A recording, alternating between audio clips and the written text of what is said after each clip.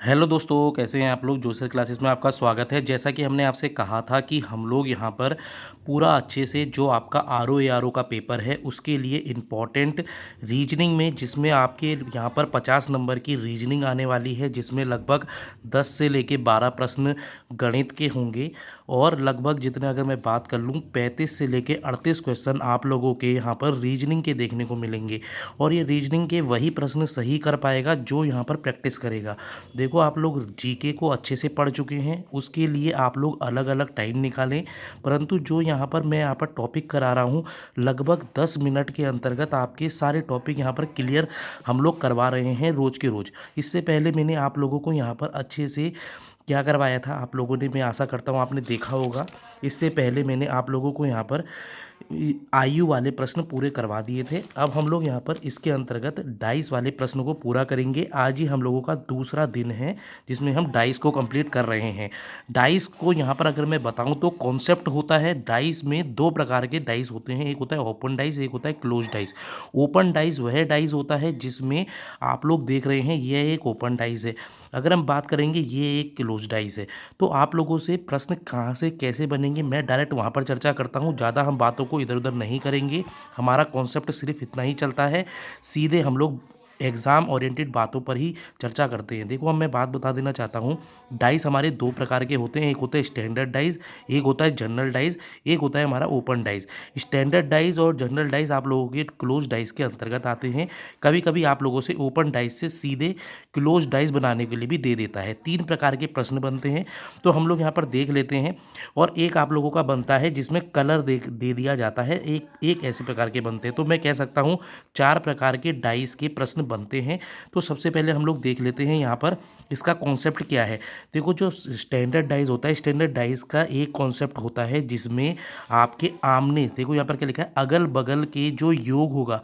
अगल बगल का योग का कहने का मतलब ये है कि आपको बता देता हूँ, जैसे ये अगल बगल है, इन दोनों का जो ये योग होगा आमने सामने का, आमने सामने का जो योग होगा वो तो आप लोगों का यहाँ पर क्या होगा, आप लोगों का यहाँ पर क्या होगा, 7 नहीं होगा। परंतु जो इसके अपोजिट में होगा, जो इसके अपोजिट में होगा उसका योग 7 होगा, वो आप लोगों का स्टैंडर्डाइज होता है। जैसे यहाँ पर लिखा है अगल बगल, अगल बगल मतलब आप समझ रहे हैं, ये आपका 4 और 2 कितना है, 4 और 2 6 है, 4 और 3 7 है। तो जब ये 7 हो गया, यानी अगल बगल का यहाँ पर योग 7 हो गया, तो ये एक जनरल डाइस हो जाएगा। पहले आपको ये कंफर्म करना है वहाँ पर कि वो जनरल डाइस है या स्टैंडर्ड डाइस है। देखो, डायरेक्ट सीखना और कॉन्सेप्ट के साथ सीखना बहुत ज़्यादा इंपॉर्टेंट है। जब आप ये सारे कॉन्सेप्ट सीख लेंगे जो मैं समझा रहा हूँ, इसके बाद जब आप एक भी क्वेश्चन करेंगे तो फटाफट कर लेंगे।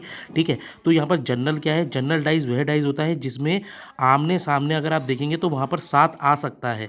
जैसे 4 और 3 यहाँ पर 7 आ गया, तो ये एक जनरल डाइस है। स्टैंडर्ड डाइस में क्या होगा, स्टैंडर्ड डाइस में आप लोगों का हमेशा याद रखना, स्टैंडर्ड का मतलब आप समझ रहे हैं, एक मतलब स्पेशल डाइस है वो, जिसमें आप लोगों का आमने सामने का जो ये है, इधर इधर वाले, ये कभी भी 7 नहीं होते हैं। परंतु जो अपोजिट होता है, अपोजिट हमेशा 7 रहेगा, याद रखना। तो इसलिए अगर मैं आपके सामने एक छोटा सा डाइस बना देता हूँ, ध्यान से देखना। ठीक है, अगर मैं एक छोटा सा डाइस बना देता हूँ आपके सामने, तो इसको आप लोग देखें। ठीक है, अगर मैं यहाँ पर कहूँ, यहाँ 4 है, यहाँ पर 2 है और यहाँ पर आप लोगों का 6 है। ठीक है, तो क्या है, ये एक स्टैंडर्ड डाइस है। अगर आप इससे पूछेंगे कि इसको देखते हुए, कभी कभी अकेला भी आ जाता है, तो अकेला जब आ जाएगा इसमें पूछेंगे कि 4 के अपोजिट क्या होगा, तो 4 के अपोजिट आपको पता है, अपोजिट आप लोगों को यहाँ पर 7 रखना है क्योंकि ये हमेशा होगा। ठीक है, इसके अपोजिट हमेशा 3 होगा तभी 7 बन सकता है, इसके अपोजिट 1 होगा तभी 7 बनेगा। ठीक है, 2 के अपोजिट हमेशा 5 बनेगा। तो ये आप लोगों का स्टैंडर्ड डाइस होता है। पूछ लिया जाता है, एक सिंगल चित्र दे देंगे आप लोगों को, सिंगल सा चित्र दे देंगे आप लोगों का। ठीक है, ये सिंगल चित्र दे देंगे और सिंगल चित्र से आप लोगों से पूछेंगे कि यहाँ पर क्या आएगा। जैसे मान लो यहाँ पर 3 नहीं हो सकता है, तो यहाँ पर ये मानो 2 और यहाँ पर आप लोगों का 1 आ गया। ठीक है, आप पूछेंगे कि यहाँ पर आप लोगों को क्या क्या हो सकता है, तो 4 के अपोजिट हमेशा क्या होगा, ये आपको पता होगा, 4 के अपोजिट 3, 1 के अपोजिट 6 और 2 के अपोजिट 5। ये हमेशा रूल है, याद रखना, ये हमेशा रूल है और ये हमेशा रहेगा स्टैंडर्ड डाइस में, इसलिए स्टैंडर्ड है। अब प्रश्न आपके बनते हैं जनरल डाइस से। जल्दी जल्दी कर समझा रहा हूँ, जिसको भी लगता है कि थोड़ा सा भी मैं जल्दी समझा रहा हूँ, क्योंकि देखो आपके पास टाइम नहीं है और जल्दी जल्दी इससे रिवीजन हो जाएगा। इसलिए जल्दी कर रहा हूँ। आप लोगों को क्या करना है, अपने पास लगभग 10 से 12 प्रश्न डाइस के कहीं से भी उठा लें, कोई से बुक से उठा लें, कोई भी वीडियो देख लें, पहले कॉन्सेप्ट सीखें, उसके बाद कहीं से भी करें। देखो आपको नंबर लाने हैं और 3 नंबर यहाँ से ज़रूर बन जाएंगे, ठीक है। तो जनरल डाइस के अंतर्गत वो प्रश्न बनाता है। जनरल डाइस में जब भी आप लोगों के 2 प्रकार के पूछे जाते हैं तो उसमें आपको क्या करना है, सबसे पहले एक कॉमन देखना है। कभी कभी 3 दे देगा तो उसमें भी कॉमन देखना है। तो सबसे पहले आप लोग देखेंगे 2 कॉमन, अभी मैं आगे समझाऊंगा 3 वाला। तो 2 कॉमन जब भी देगा तो 2 कॉमन में आप लोग क्या करना है, इसके क्या करना है, क्लॉकवाइज चलना है। क्लॉकवाइज का मतलब क्या होता है, आप लोग समझते हैं घड़ी की चाल क्या होती है, घड़ी की चाल ये होती है, ठीक है। तो हमेशा ये चलना है। तो आप देखेंगे 3, 5 और 4। तो अब आपसे पूछा जाएगा कि यहाँ पर जैसे मान लो पूछ लिया कि 5 के अपोजिट क्या होगा, तो आप लोगों को हमेशा पता होना चाहिए 5 के अपोजिट जब हम ऐसे चल रहे हैं तो 6 होगा, ठीक है। तो 3 के अपोजिट क्या होगा, तो 3 के अपोजिट इसमें यहाँ पर क्या होगा, जो नहीं है। कौन सा नहीं है, एक नहीं है। आशा करता हूँ आपको समझ में आया होगा। मैं सिर्फ कॉन्सेप्ट सिखा रहा हूँ, कोई भी चीज़ यहाँ पर ये मत समझना कि आप लोगों को मैं ये कह रहा हूँ कि आपको नहीं आता। आपको सब कुछ आता है, बस आपको समझाने की कोशिश कर रहा हूँ। वहाँ पर जल्दीबाजी में आप गलत कर देते हैं। जब भी 2 आएंगे तो कॉमन देखना, कॉमन बहुत इंपॉर्टेंट है। जैसे ही कॉमन देखेंगे आप लोग क्लॉकवाइज घुमा देंगे। जैसे ही क्लॉकवाइज घुमाएंगे इस वाले में लिखेंगे 3, 5, 4, इस वाले में लिखेंगे 3, 6, 3, 6, 2, ठीक है। अब जब देखेंगे तो जो इसके अपोजिट हो रहा होगा वो उसके अपोजिट होगा, और 3 के अपोजिट वो होगा जो यहाँ पर लुप्त संख्या है, ठीक है। अब दूसरा केस क्या आता है, दूसरा केस आप लोगों के सामने ये दे रखा है मैंने इसमें। ये तो था आप लोगों के सामने जब एक कॉमन है। जब यहाँ पर 2 चीज़ें कॉमन होंगी, याद रखना, जब 5 भी कॉमन है, 2 भी कॉमन है, तो डायरेक्ट वहाँ पर पूछ लिया जाएगा कि 3 के अपोजिट क्या है। तो 3 के अपोजिट वो संख्या होगी जो आपके लिए कॉमन नहीं है। तो यानी 3 की क्या हो गई, 6 हो गई। कभी कभी आपसे डायरेक्ट ये पूछ लिया जाता है कि 5 के अपोजिट क्या है। तो 5 के अपोजिट क्या होगा, तो यहाँ पर 5 के अपोजिट हमेशा याद रखना, 5 के अपोजिट 2 कभी नहीं हो सकता, 3 कभी नहीं हो सकता, 5 के अपोजिट 6 नहीं हो सकता, 2 कभी नहीं हो सकता। तो यानी आपके सामने 5 का क्या हो जाएगा, देखो क्या कह रहा है ये, 2 नहीं होगा, 3 नहीं होगा, 6 नहीं होगा। तो यहाँ पर क्या क्या हो सकते हैं, 1 हो सकता है या फिर 4 हो सकते हैं। तो इसका उत्तर ये हो जाएगा, ठीक है। आशा करता हूँ समझे होंगे। लास्ट आप लोगों का यहाँ पर क्या होता है, थोड़ा समझा देता हूँ। ये वाला प्रश्न आते हैं, ये वाले प्रश्न बहुत इंपॉर्टेंट हैं, याद रखना। यहाँ से नंबर नहीं है तो इसके पीछे का हमें कभी नहीं दिया होता। जब भी ये दिया होगा तो इसमें हमेशा याद रखना, आपको 3 के भी दे सकते हैं, 4 के भी दे सकते हैं। आपको फिर वही करना है कि इसमें आप लोगों को देखना है क्या चीज़ें इंपॉर्टेंट है। अगर 2 इंपॉर्टेंट है, जैसे हरा और सफ़ेद, हरा और सफ़ेद यहाँ पर इंपॉर्टेंट था, तो वो हमेशा लाल का पूछेगा। इसमें कभी भी आप लोगों से पीला नहीं पूछा जाएगा, क्योंकि आप लोगों को यहाँ पर नहीं पता।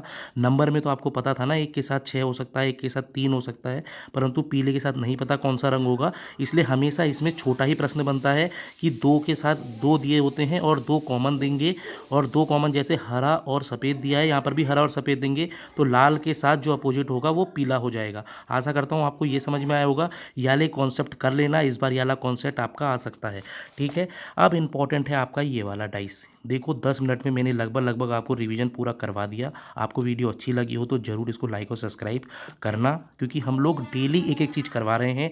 शाम को आपको यहाँ पर संबंध से प्रश्न बनेंगे, याद रखना। अभी शाम को 4 बजे मैं फिर वीडियो डालूंगा, शाम को 10 बजे एक और वीडियो डालूंगा रीजनिंग की, क्योंकि जल्दी मैं पूरे कराने की कोशिश कर रहा हूँ, ठीक है।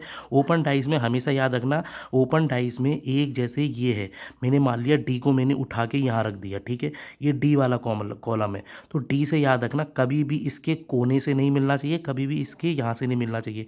तो यानी अगर मैं बात करूँगा, ये कभी नहीं होगा, ये कभी नहीं होगा, डी के ये कभी नहीं होगा, ये कभी नहीं होगा, ये कभी नहीं होगा। तो ऐसे ही करके यानी इसके अल्टरनेट होते हैं। तो बी का अल्टरनेट डी होगा, सी का अल्टरनेट ई होगा, ए का अल्टरनेट एफ होगा। इसको यहाँ पर आप लोग देख सकते हैं।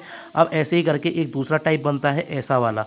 तो इसमें क्या होता है, इस वाले में ये होता है, ठीक है, इस वाले का ये होता है और इस वाले का ये होता है, क्योंकि मैंने बताया था ये भी कभी नहीं होगा, ठीक है। इसको आप लोग देख लेना, अपोजिट होता है। अब यहाँ से प्रश्न ये डायरेक्ट बनते हैं, ये बहुत इंपॉर्टेंट प्रश्न है, मैं इसको इंपॉर्टेंट कहूँगा, ठीक है। इसमें इंपॉर्टेंट क्या है, इसमें इंपॉर्टेंट देखेंगे तो ए के क्या है अपोजिट, बी है, सॉरी ए के अपोजिट एफ है, और बी के अपोजिट डी है, और सी के अपोजिट ई है, ठीक है। यहाँ पर साफ लिख रखा है। अब पूछा जाएगा, 4 चित्र दे देंगे कि इसमें से कौन सा इसके अपोजिट नहीं होगा। याद रखना कभी भी कोई किसके अपोजिट आ जाए, जैसे बी ए के आ गया और डी आ गया, तो यानी बी और डी अपोजिट आ गए, ये कभी नहीं होगा।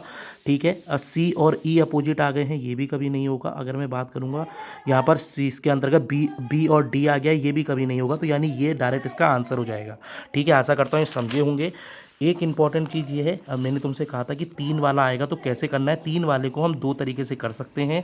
2 तरीके से करने का मतलब, यदि आप इन दोनों को उठाते हैं तो इसमें आप लोग कॉमन देखेंगे हर बार। याद रखना, जब भी कॉमन देखेंगे तो इसको क्या चला देना है, ऐसे चला देना है। तो यहाँ पर पूछा है 3 के अपोजिट क्या है, तो जब हम इसको पूरा लेकर चलेंगे तो 3 के अपोजिट 5 आ रहा है। ठीक है, अब मैं इन दोनों को लेकर चलूँगा तो इन दोनों को भी आप लोग कर सकते हैं। तो यहाँ पर देखेंगे 3 और 3 है। ठीक है, तो यहाँ पर 3 के अपोजिट क्या नहीं हो सकता, 1 नहीं हो सकता, 2 नहीं हो सकता, 3 के अपोजिट 4 नहीं हो सकता, या 6 नहीं हो सकता। यानी 3 के अपोजिट 1 नहीं होगा, 2 नहीं होगा, 4 नहीं होगा, 6 नहीं होगा, तो क्या होगा, 5 होगा। आप इसका डायरेक्ट इसका आंसर निकाल सकते हैं। आशा करता हूँ आप इसको समझे होंगे। बहुत ज़्यादा इंपॉर्टेंट प्रश्न थे। ऐसी छोटी छोटी वीडियो को जानकारी के लिए जोसर क्लासेस से जुड़ें। मैं आपके लिए सिर्फ रीजनिंग करवा रहा हूँ, और यहाँ मैं किसी को भी ज्ञान चेक नहीं कर रहा हूँ। याद रखना, मैं किसी विद्यार्थी का ज्ञान चेक नहीं कर रहा हूँ, सिर्फ आपकी भलाई के लिए।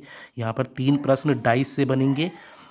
3 प्रश्न मैंने इससे पहले आपको क्या करवा दिए हैं, आपको मैंने इससे पहले कौन से कॉन्सेप्ट पे कराए थे, एज वाले। याद रखना, एज वाले भी 3 या 2 प्रश्न बनेंगे, और आपके 5 प्रश्न पूरे सही होने चाहिए। आशा करता हूँ इसमें से ही आ जाएगा। ठीक है, thank you, tata, good bye.